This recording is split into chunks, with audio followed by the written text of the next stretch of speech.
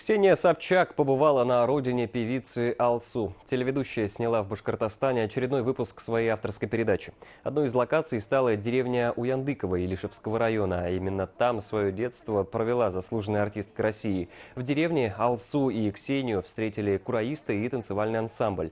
Певица провела для Собчак экскурсию, показала улицу и дом, в котором жили ее бабушка с дедом. Также звезды покатались на лошадях.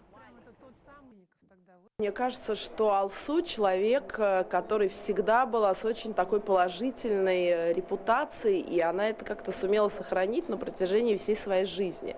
И мне очень интересно, как человек, вот в отличие от меня, я привыкла к прессингу всю свою жизнь, критика и так далее.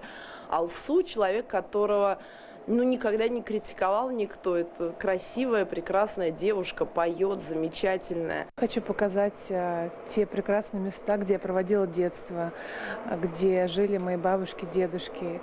Я вот с папиной стороны, происхождение мое из Башкортостана, из Башкирии. Половину лет я проводила в деревне Уяндык, это вот Илишевский район, половину вот в Татарстане. Поэтому я горжусь своими корнями, своим происхождением, своим счастливым детством.